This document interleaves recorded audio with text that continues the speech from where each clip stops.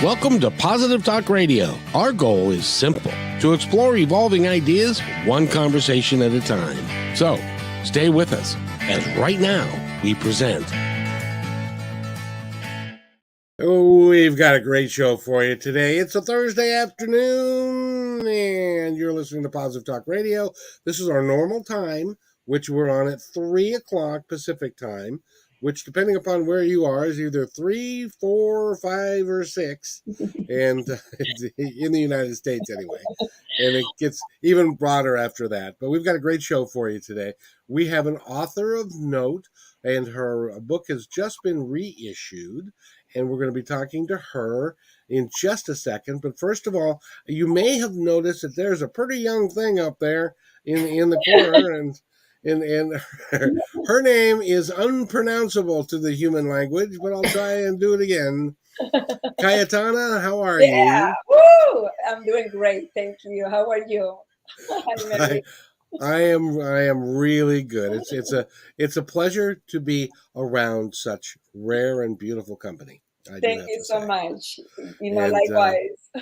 Oh, sure you do. And Merrie, the same thing applies to you. Merrie Reagan is our guest, and she has written the book Life Flashes, a Memoir, and it's just been reissued, I understand, with an updated. Is that right, Merrie? Yes, it's a second edition. The paperback came out last week, and the ebook is out, and the second edition hardcover will be out in 2 to 3 weeks. So I'm very excited. Life Flashes went through a number of obstacles and hurdles. We initially hoped to release it in July, and it's now the end of October. So it's been through some challenges, and I found out on Friday, October 13th, that Beautiful. It was going to be reissued, and I thought that's a rockin' good Friday the 13th.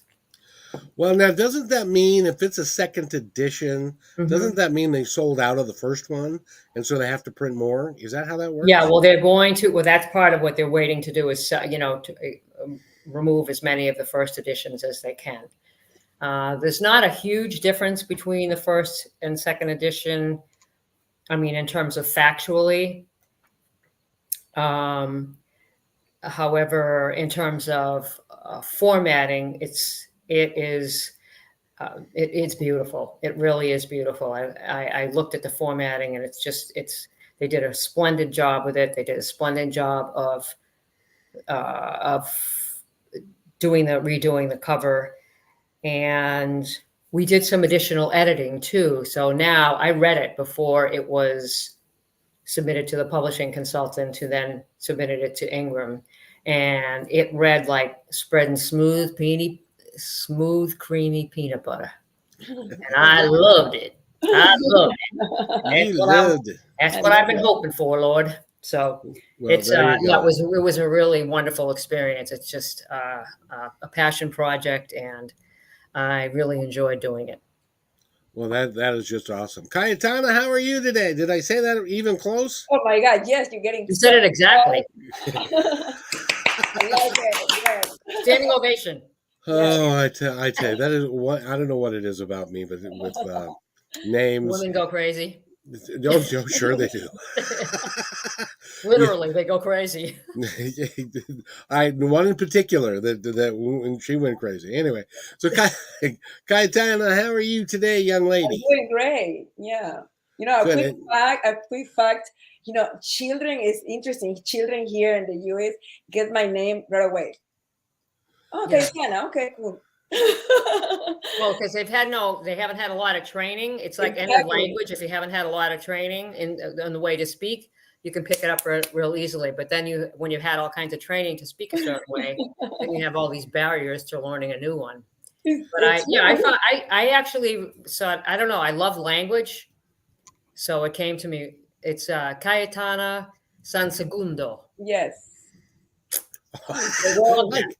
I wasn't even going to give the second name even a shot. Yeah. What's that? I wasn't going to give her second name, her last name, even a shot. Oh, it's just not a prayer in the world. Same second, and in translation is same second. Oh, saying second? Yeah, exactly. But San Segundo. What does I don't? You may not even know. What does Cayetana mean? The Great Rock. Oh, wow. Whoa. Woohoo! Yes. Whoa, we got to back away, Kev. Boy, no kidding. That's a great question, by the way, Merrie. The Great Rock. Wow. Were you like, why did they name you that? Do you have any idea? Well, so the name is royal. It's the Duchess of Spain, Duchess of Alba in Spain. Her name was Cayetana de Alba. And my dad is from Spain, and he loves royalty. So he named me Cayetana as the Duchess, and my sister, he named her Sofia as, as the queen. Ah. And if I was going to be a boy, my name was going to be Constantino Napoleon. Holy guacamole. That's a mouthful. I know. And Constantino is the brother of Queen Sofia, the former queen of Spain. Sofia. So, and Kev, we thought Cayetana was hard. Oh, no kidding. You have to say that. Well, what do you, Constantino, what do you call him for short? No, actually the short, my mom tell me that my dad would like, rub her belly and say like, oh, Napito. And my mom like, oh no, my child is not going to be named Napito. Okay, remember you got to slow down a little bit for us. Exactly. For us folks who don't speak many languages. Don't speak Latino way. We're living in a cave.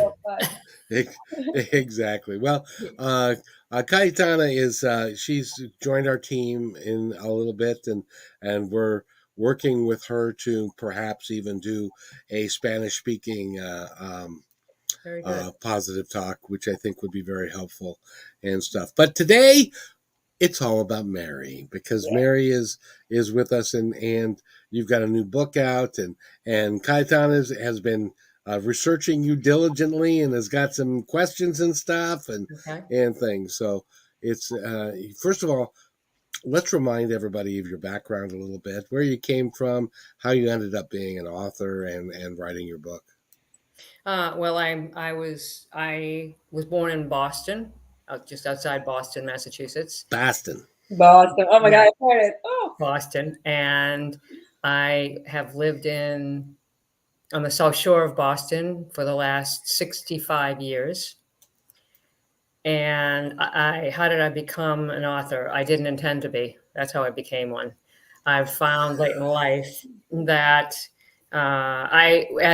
shortly after I left the education field, a couple of years after I graduated, I was a freelance newspaper writer for a paper called the Quincy Patriot Ledger. And I think it's the Patriot Ledger. And I was covering town meetings and feature stories. And I really enjoyed writing feature stories. And I remember the sense of freedom I felt as a writer, freedom to express, freedom to be.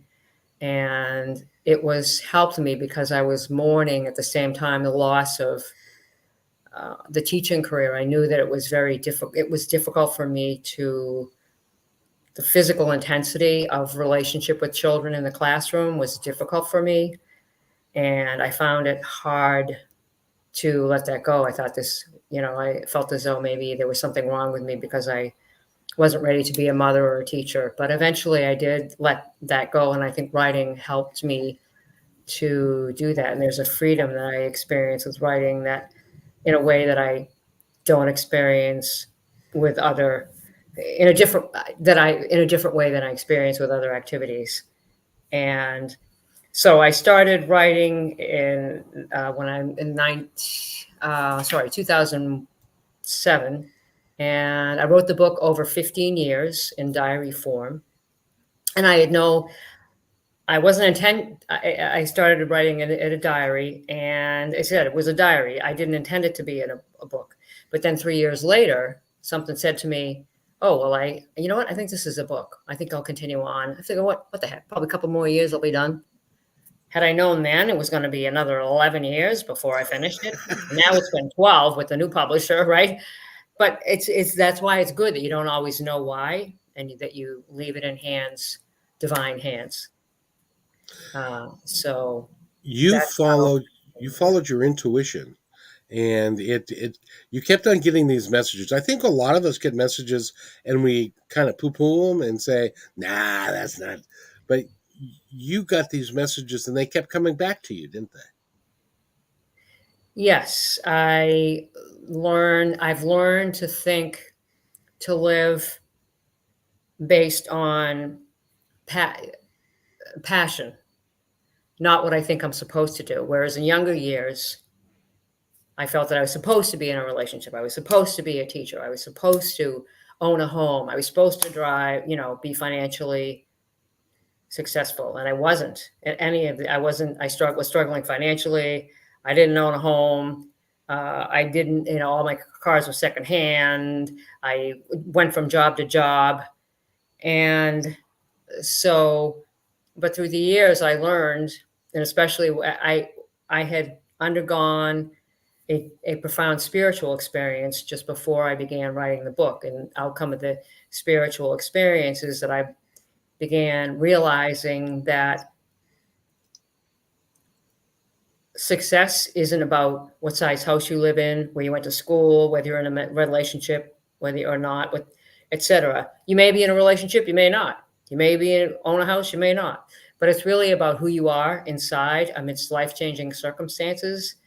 And if you know that and you embrace that, you can be, and you can only do that through faith. And people experience faith in numerous ways, but without belief in a being beyond self, it isn't possible to be content in this world.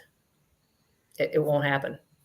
And I believe numerous studies will show that the people that are truly successful, AKA at peace, in peace with self and people around them, are people who believe in God, in transcendence, in divinity. I couldn't agree more. Cayetana, what do you think? Yeah, definitely. We all believe in something. Even the atheists. Atheists, yeah, because they believe in the force of nature, right? Well, I think I don't think there's really any such thing as a true atheist, because there you go. Thank you. we were all divinely created. And when somebody says to me, I don't believe in God, I respect that, but I say, oh, that's too bad, because God believes in you, like this much. Mm-hmm. But I think that I don't believe that there are atheists. I think there are people that don't realize that they believe in God. And I don't judge that at all. Yeah. Because in every believer, there's a doubter and a bit of an atheist probably at times. Yeah. And it's amazing.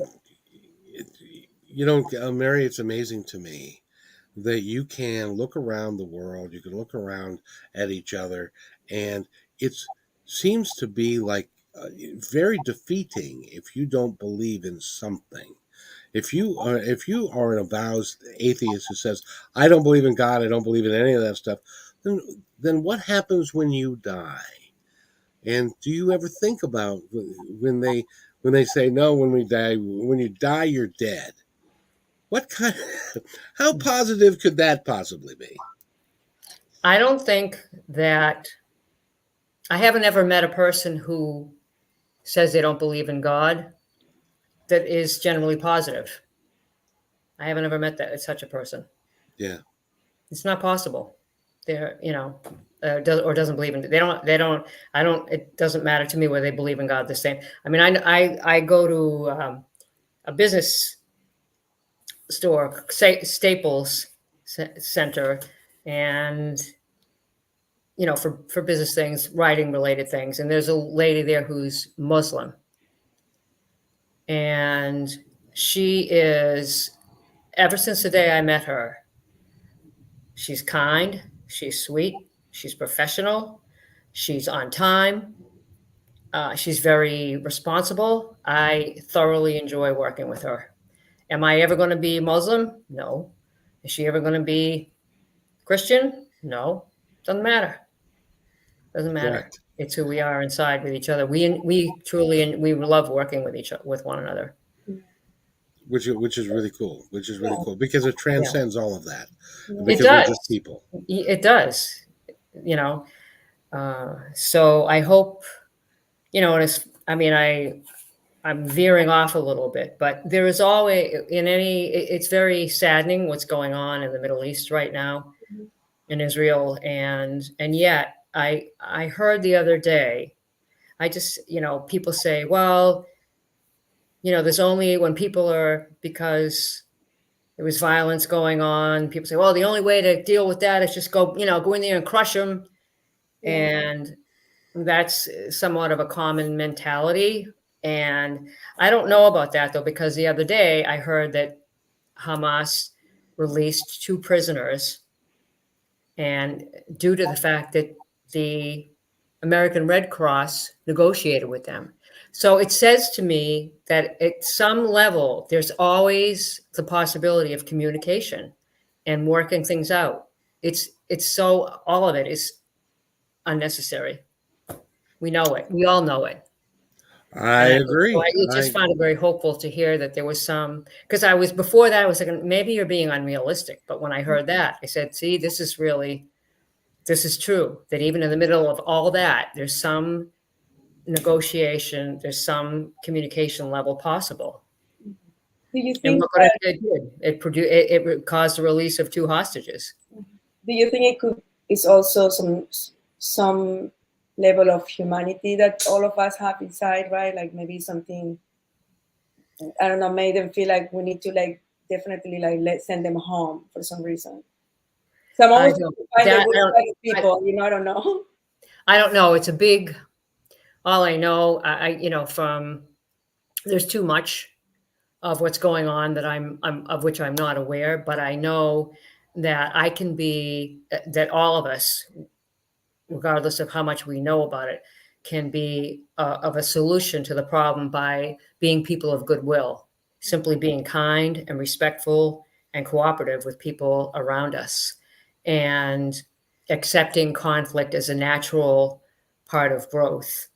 And if one does that, then you can move through it. And I believe that even though we don't see it, that people are around, we are, by what we say and do, we are affecting people around the world every day. And we were given that ability to do that. And that's very empowering. And we can affect what is going on in the Middle East, in Russia, in Ukraine, and America. By that, we are affecting the outcome. What we choose to do is between us and God, whether we choose to be kind, cooperative, and respectful or not. Exactly. That's the answer. Cayetana, you had some questions that you wanted to ask Merrie, and I'm curious to know what they are, since we haven't discussed them prior to. Yeah, it was about the book. Because I did a quick, I found about your book the other day. So I haven't finished it, but I did a quick. Oh, that's cool. But I love it. I love.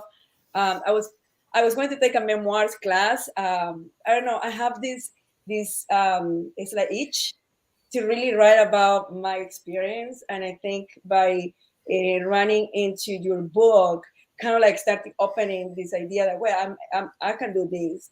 And some of the questions that started coming to my head were like, how do you manage? And now I'm running down. Sorry. How do you manage? Memoirs often involve a delicate a balance between honesty and privacy. How do you manage this balance when writing about your life and the people in it? That's a very, very good question. Very good question. Well, I think part of the reason, I think that writing in diary form enabled me, and I started writing it in diary form, and then I started submitting it to agents, and they all said, no, we want you to change it to narrative. And I thought, I can't do that. This is diary form as a part of this heart. Mm-hmm. And so it's like 3 times I experienced this with an agent. By the 3rd time, I said, well, respectfully, well, Anne Frank wrote a diary, and her book sold a few copies. Do you remember who Anne Frank is? Yeah. And so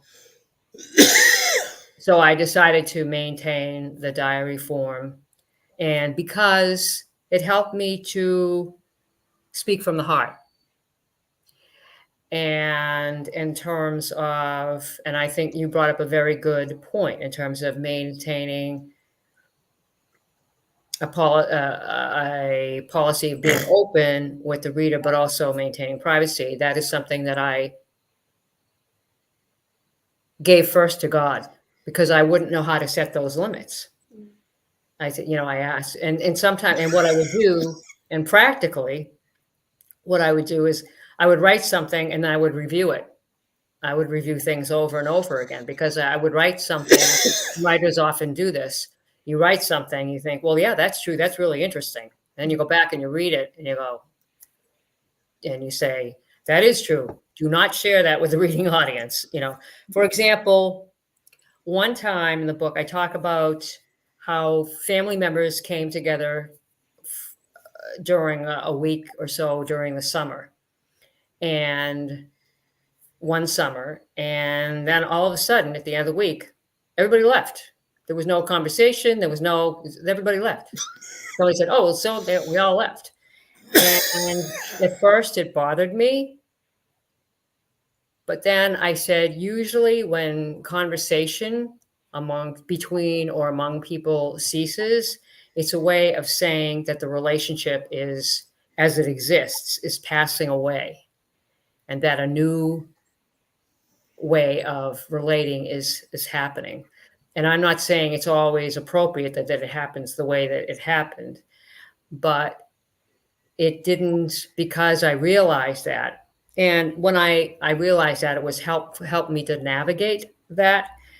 And again, to realize that it doesn't mean that the relationship's gone, but the old way of relating isn't working anymore.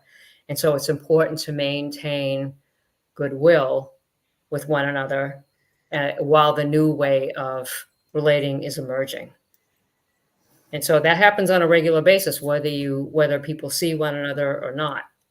And so that used to bother me through the years, when there would be conflict and then people weren't talking. But now it doesn't bother me. I realize it's part of the process. So, and also too, it also made me caused me to think of, I remember teaching a class in business communication for a semester at a local college. And one of the only thing I remember from the textbook, but it fascinated me, was reading the words 93.3% of what the meaning of what people say is derived by nonverbal cues. And when people are not sure about the truth of what a person is saying, they will not rely on the words they're saying. They rely on the nonverbal cues. And I found that really fascinating. Mm-hmm. And that's really what which says that we relate to one another primarily by spirit, not by body. Mm-hmm. And it does include the body, but I found that fascinating. Well, it's the energy that you are emitting, and it's being picked up on by them, and it's important. And did you say 93.3%? Yeah. Is nonverbal communication? Yeah. That's astounding. I know. That's what I thought too. I was like, whoa, that's amazing.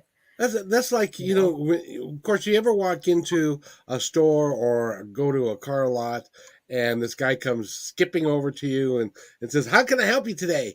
And you're reading his body language and stuff, because you are not sure what he's about to do or say, and you don't want him to be there, but you can't get rid of him. Anyway, just a thought. But that's remarkable. That's remarkable. By the way, and I find as I grow old that I do less talking, and I find that when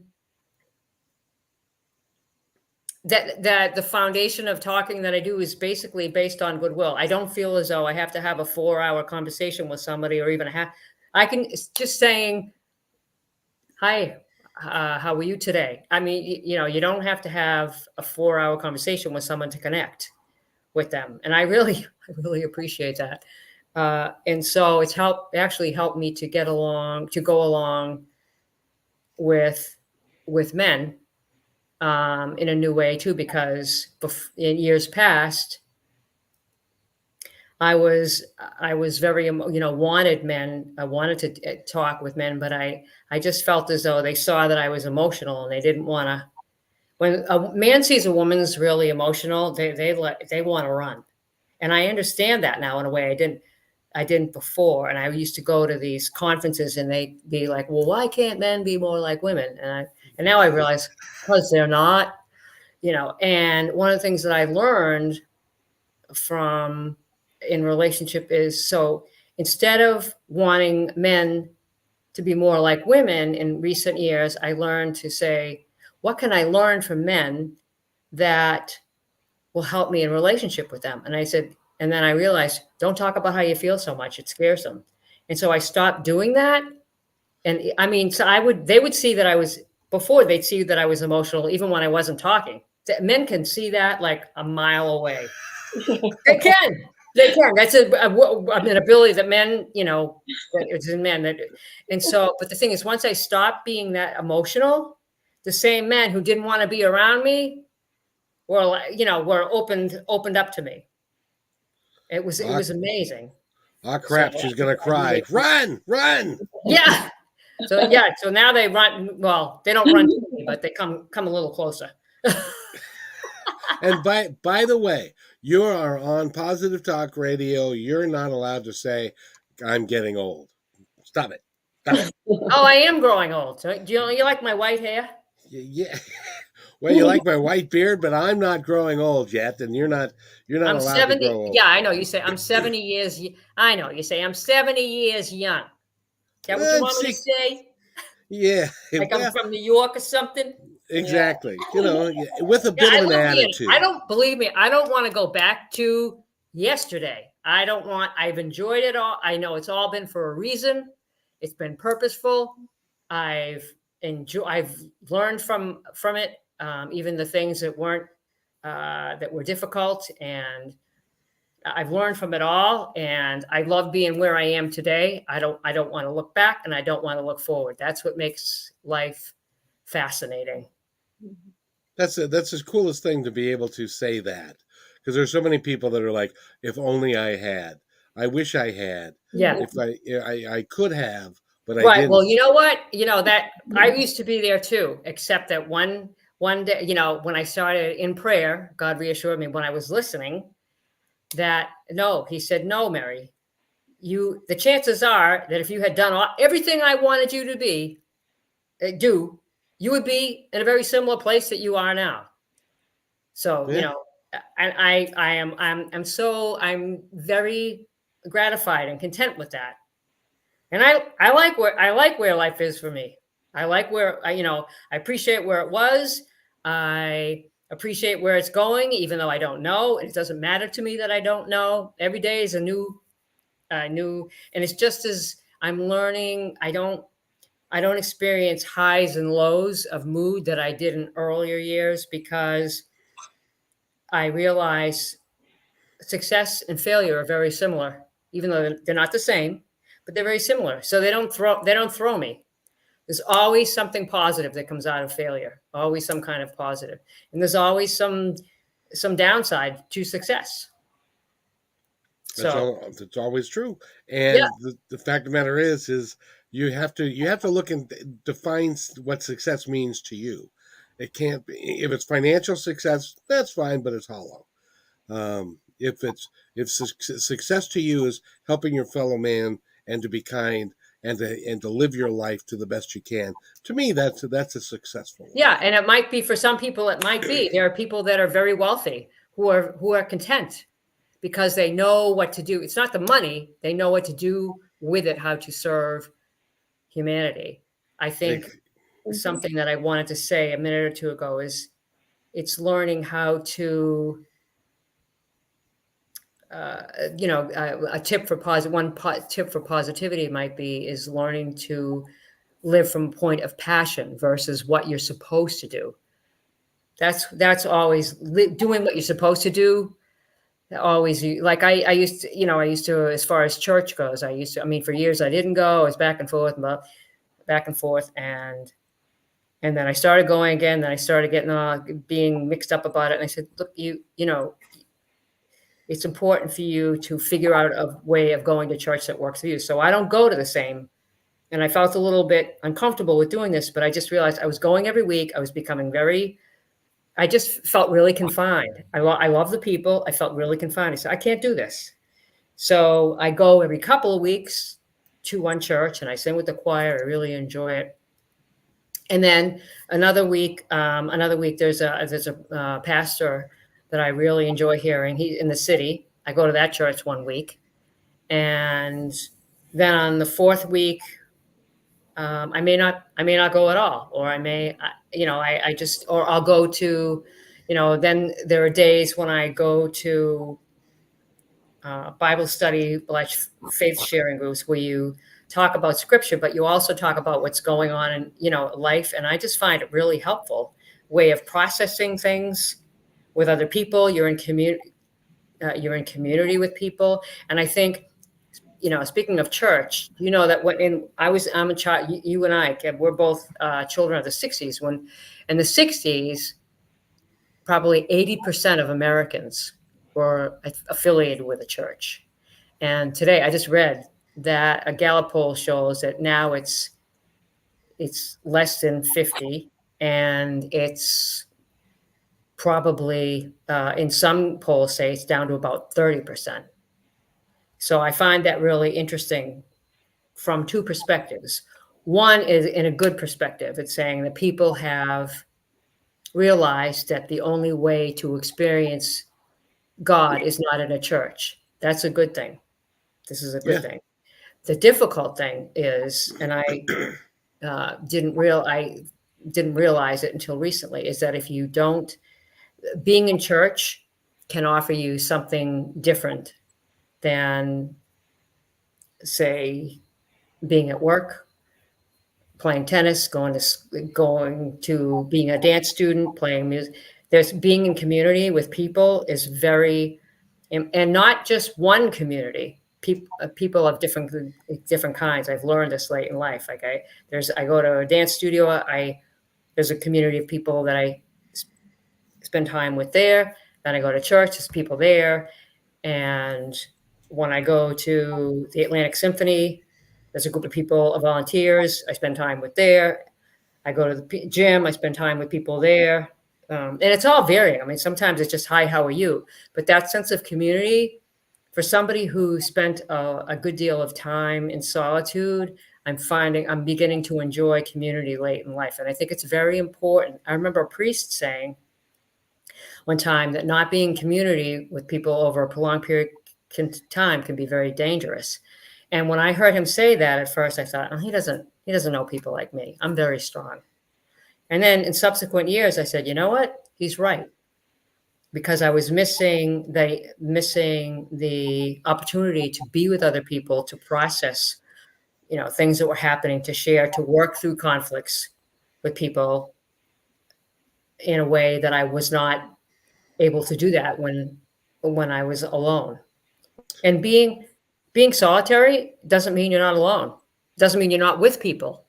You're just with them in a different way than you are when you're social. When you're social, it doesn't mean you're not alone. It just means you're alone in a different way than when you're solitary. I don't know if you... That was a mouthful, wasn't it? Yeah, it really was. But I wanted to mention this because you said that traditional church, maybe going down. I don't know the answer to that, yes or no, but I can tell you what is. But I can tell you what is happening in the world that I'm around a lot is since the pandemic. And Cayetana, I don't know if you know about this yet either, but there's something called the Circle. Have you heard of this? No. What this is a group of people are getting together and they are forming that community. And they're talking to each other, and there's certain rules, like there's no jealousy, and there's no hatred, and there's no judgment, and they're talking about their lives and what's going on and people are listening, and they're forming this community of people that they can, because you're right, church provides a community of like-minded people to get together, and this does kind of the same thing. And it can, so any activity that you can do where everyone is honest and true, and is forms like this circle that I'm talking about. It really is an interesting concept, and they're popping up all over the country. Well, and the thing is too, when I, went back to church, I find even within, you're with like-minded people. At the same time, I mean, even with the people that I was with today, the Bible study group, I can see that there are distinct differences in the people, in how people experience religion, even within the same faith or different. And so it's important for you to ask for help with navigating that. And I said, I'm not going to, I'm going to find a way that I believe that is workable and respects God. I'm not going to go every day. I'm not going to, I'm not going to go, I'm not going to be going to church every week, but I am going to go I'm going to do it away. And then you're not, and I'm not going to compete with other people that go every week. That's perfectly acceptable. It doesn't work for me. And so that's one of the things that you can work on when you're in group with each other, is that, again, even when you're like-minded people, there are profound differences that are going to surface. And so but there are some things in that judgment creeps in, and the judgment creeps in of Merrie doesn't go to church every week, so how can she be as spiritual as I am? Which is just not the case, because it's a judgment that some people have developed over time. And besides the fact, Merrie, it's very, very important. If you go to church and you go to 3 different churches and then one you take off, you need to take that off, because the New England Patriots, I'm sure, are in town playing, and you need to watch that game. It's a rule that you need to be watching. I know. I should diversify. Yeah. Right. Well, Yeah. okay. And you, by the way, that was a great question you asked that took a long time to answer, but that's good. Yeah. Good one. Yes. You have to, every now and then you got to shut me off like a bartender. Yeah. So do you have another question for this nice young lady? I do, yeah. The title Life Flashes suggest moments of clarity or revelation. Can you tell us about a specific life flash that had a profound impact on you? Wow. She's coming up with some doozies, isn't she? Yes. Yes. Actually, this experience was the enabled me to discover the title for the book. The experience was that when I was in college, and first year in college, I went to a party, and it was a party a friend was giving. It was, kind of party you would have gone to then in the 60s, girls on one side of the room, boys on another. And the keg was in the middle. And the what? Oh, yeah. And the keg the girls were all drinking wine and the guys were all drinking beers.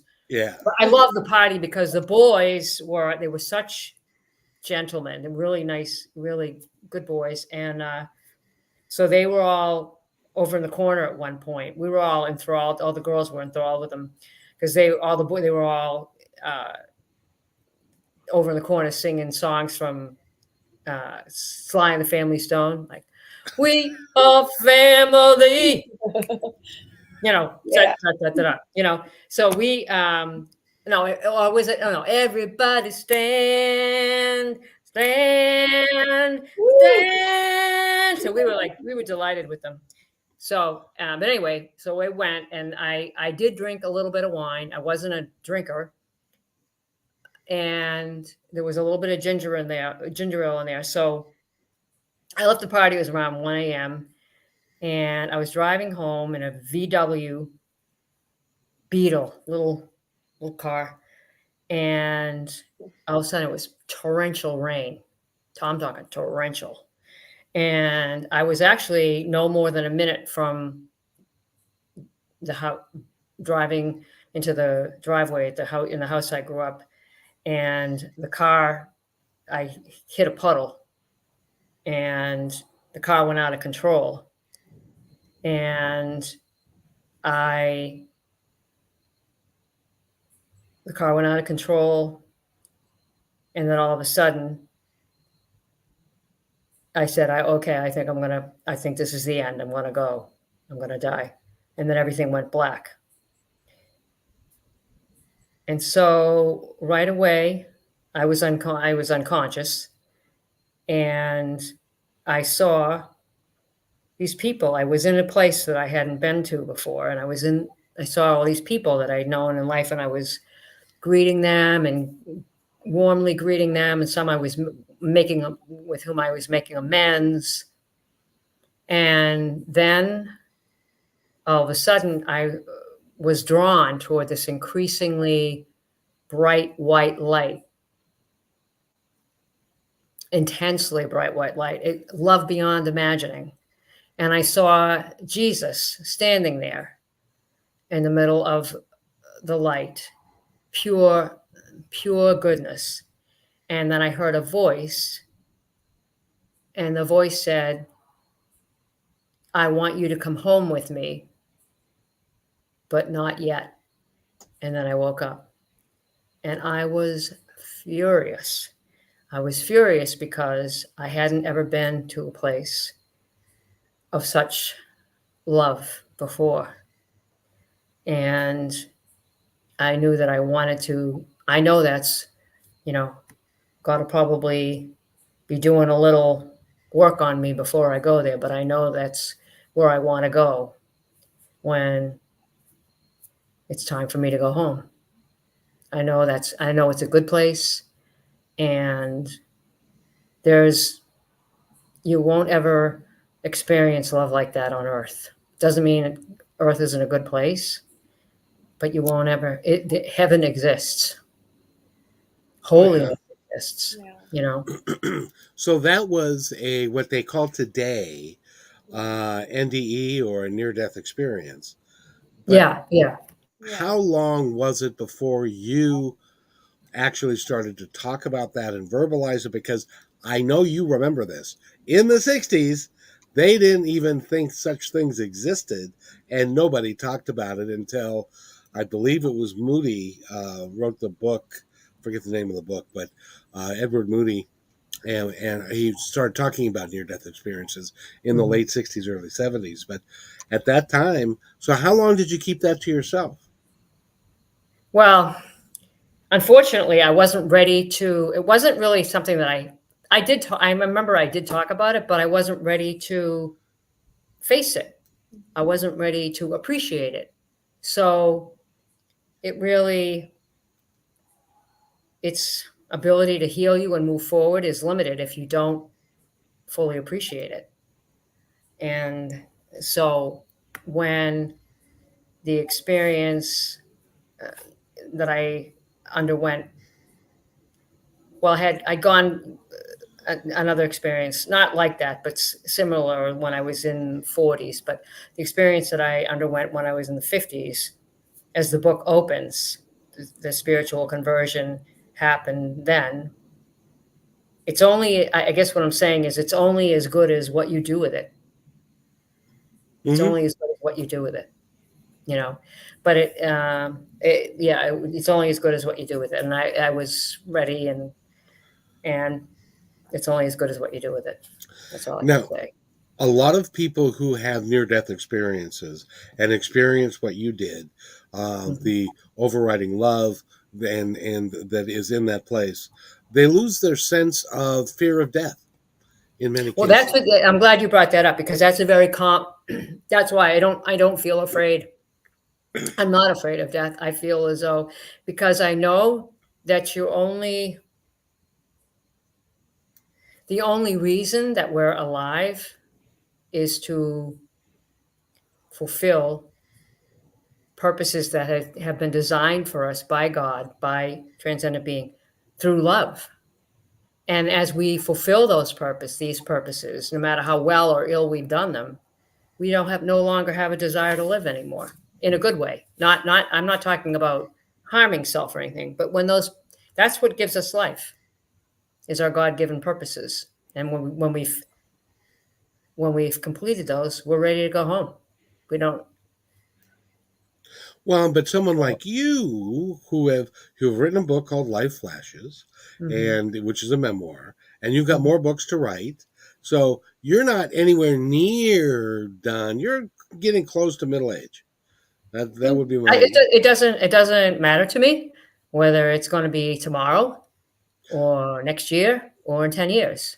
I'm, you know, it's not something that I enjoy life. Yeah. And I also want to go home. This isn't my, none of this is our real home. None of it. True. It's beautiful. It's beautiful. It's meant to be appreciated. It's our temporary. What did, Carrie Underwood wrote a song about that called, beautiful song about that. And she wrote about a little boy the song is about a little boy who's, been going from, one of the parts of it is about this little boy who's been going from foster home to foster home. And he's in a station waiting for his new foster parents to come. And he says, that I'm not afraid because this is my temporary home.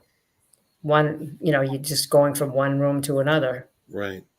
I wish I could fully remember the lyrics. I'm going to go look them up now. But but it's a beautiful song. It's all temporary, and that's a good thing. Boy, Cayetana, you've asked two questions, and it's elicited some really deep felt and honest responses. You're doing very, very well here. I love them. I have one more question. Oh, good. Yeah. So, how did you select the specific memories and events to include in your memoir? Another good question. I didn't select any of it. It came to me through, I didn't, where I went, I was on a journey. I didn't ever specifically say, oh, I'm going here today. It was all which is what I do now. I don't ever plan any day. I wait I ask God for, to help me. And I just wait till where the Spirit moves me to go, and then I go. And I might wake up thinking, well, I want to do this, this, this, and this. But every day it turns out I might do those things, but I don't do them in the same order that I thought I was going to do them, or I don't do that at all. It's just that's the adventure of it, but I do it in partnership with God, no matter how well or miserably. Mm-hmm. So is my singing really bad, by the way? No, you did great. Like a rock and roll type of, vibe. Sorry? You have a rock and roll type of vibe. Oh, I do. Before and your face, like, oh yeah, rock and roll. Yeah. I do love rock and roll. It's cool. It makes me feel young. Yeah, okay. You know what I mean? All right. Who did you like growing up, Kev? You like the Beatles? Oh, right? one of the most horrible moments in my life. What? Was when my mom and dad and sister said, time for you to go to bed. We're going to watch Bonanza. And it was on the Ed Sullivan Show, and it was February 1964, and the Beatles were on, and they made me go to bed. Oh, you kidding me? No, they said, I said, but Mom, the Beatles are going to be, who? Are they an insect? What are they? No wonder you're all mixed up to this day. Yeah. to this day, it's so. Yeah. The Beatles were number one. Guide you for life. Yeah, Beatles. I remember that. Oh my God, the girls were crazy. Oh, and people don't know how impactful they were there.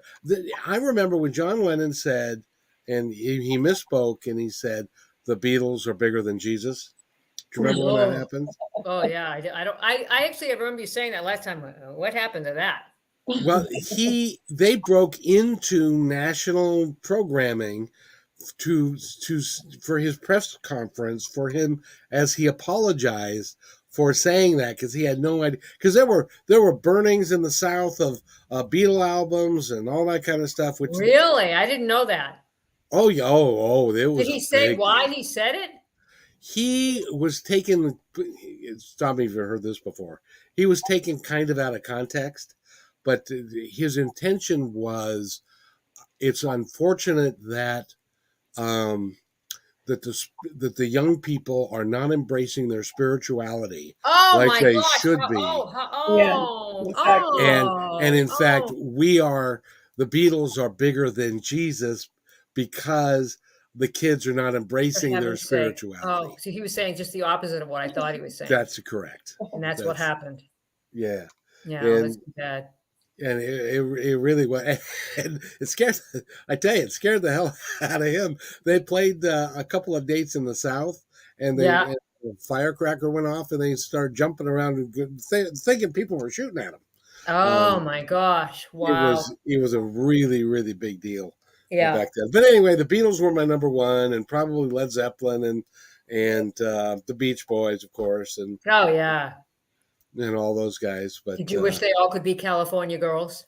I wish they could all still be young and still be playing. You don't like us old ladies? What's wrong with us? No, not the ladies. I wanted the artists to be young.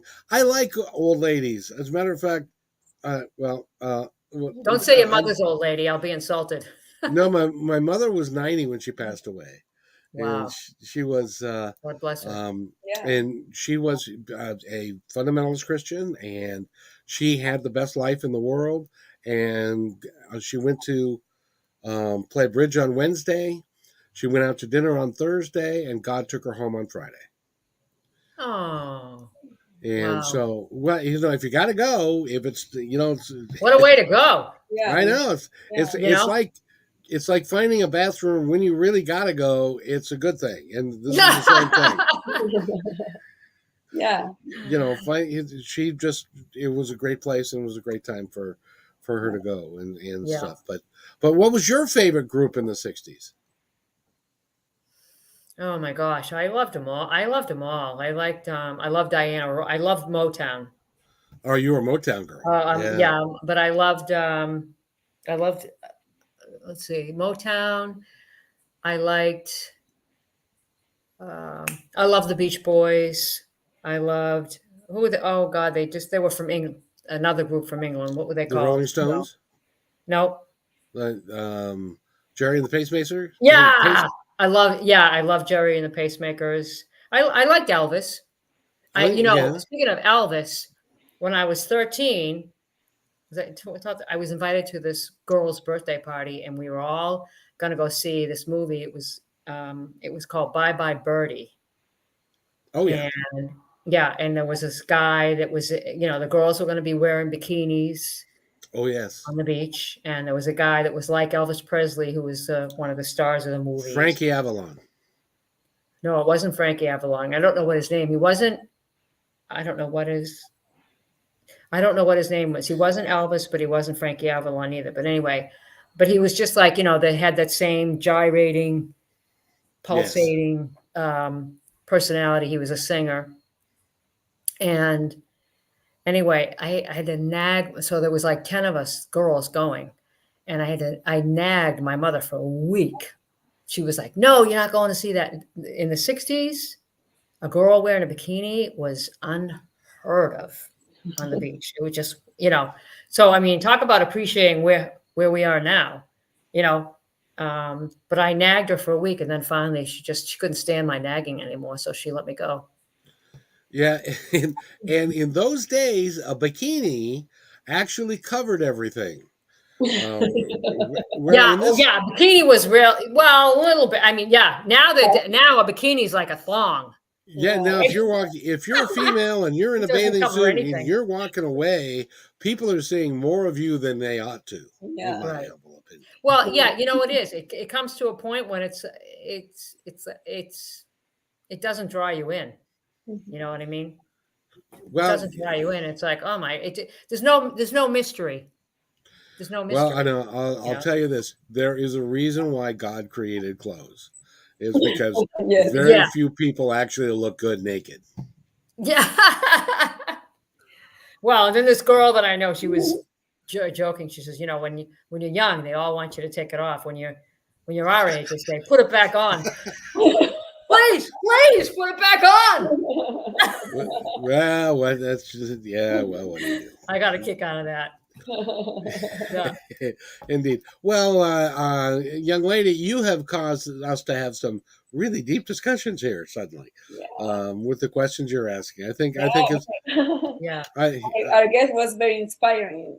Yeah, thank you. Oh, Yes. good. I'm glad you enjoyed it. I did too. I loved it. I Yeah, loved it. yeah, no, I I'm was- gonna read your book. I think I wanna learn how to write. And do you have an advice or tip for people who would Yeah. like to start writing their memoir? Yeah. The way I learned how to being a writer is very much like being an artist. It's first of all, above all, it's an exercise in trust. That's first. Without trust and then being beyond self, you won't be able to fully appreciate writing. So as a writer, what I learned to do is right when an artist paints, they throw up the paint on the easel. And then after they throw it up, then they modify it.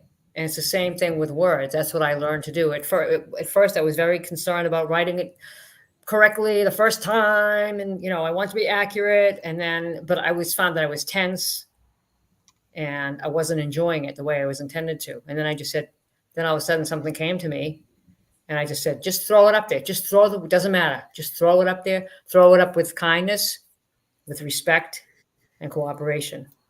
And then after that, then you can edit it later. And that's how it works. It's beautiful. It's really enjoyable. It's just like the same. It's very similar to being an artist. That was a very good question, young lady. Yeah, it was another very good question. Excellent. Yes. Yeah. So now you in the Did spring that help of your. you, Cayetana? Sorry, I'm sorry. Yeah, no, definitely, yes, for sure. Yeah. Everything else, if you do anything, do it with passion. Everything else will follow. Yeah, no, because when I was younger, I used to write a lot in Spanish, and even today, I know English, but when I want to write something very passionate, I go for Spanish, and then I do the translation later because everything just comes out so natural. Right? Yeah. Yeah. And so, like, I'm going back to doing right now free writing. Like set a timer, free writing, and now I started doing also like writing my gratitudes. Usually, I used to say them out loud, but now I'm writing too. Like, okay, 10 minutes writing, whatever I'm writing, and it's so good. I feel amazing afterwards because I like writing, and I was telling yesterday to my partner that I love the process of moving my hands. I write cursive. People don't do it anymore, and so I love my handwriting because it's weird. Well, one thing I know we're getting late, but one thing that I experienced when I began writing, actually when I was writing by hand, I was using composition notebook paper. And I would feel, you talked about your hand, I would feel all this electrical energy coming through the hand that I was using to write. And I knew that the energy was not coming essentially from me. And I was like, this is cool. And then I looked down at what I wrote and I thought, I couldn't write that well. I could not write that well. And then it helped me to see where the energy is truly coming from. And I really appreciate that. Yeah. Thank you. Yeah. Indeed. That's in some circles, they call that automatic writing. And others, it's a spiritual connection. I have a real quick story for you. Can I tell you this? Yeah. We've got to go, but I was talking to an author a couple of weeks ago or a month ago, and she's written a book that now has become 4 books, and she's a orthodontist by trade. I don't know if I told you this story, but she's an orthodontist by trade, and she woke up one morning at 4:00 in the morning. And to a voice that she thought was outside of her that said, "It's time to start writing." Wow. So she wakes up and she gets up and she puts on a robe and she goes, looks in the bathroom, looks in the living room, looking for some strange man to be in her house. Nobody was there. And so she sent a text to her therapist saying, "I think I need medication. I think I'm schizophrenic. I just heard a voice say that you need to start writing." And her therapist said, "Well, did you?"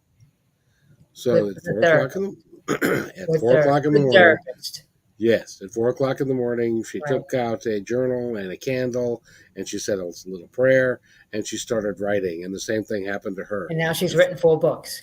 Yes, from every every day from 4 a.m. to 5 a.m. she got this little nudge that said, time to start writing. Wow. And for 18 months she would write from 4 to 5 in the morning, and it was about her life. It was about the things that she'd experienced or that the character had experienced, but it was something completely different, and she had no idea what she was doing when she started it. But now it's going to be four different. It's 4 books, and they're all coming out this fall. So wow. You don't know. Yeah, you get nudges from beyond. You do. You do. And then you also get when the writing doesn't flow, that you realize that's just as important too. That's part of the journey too.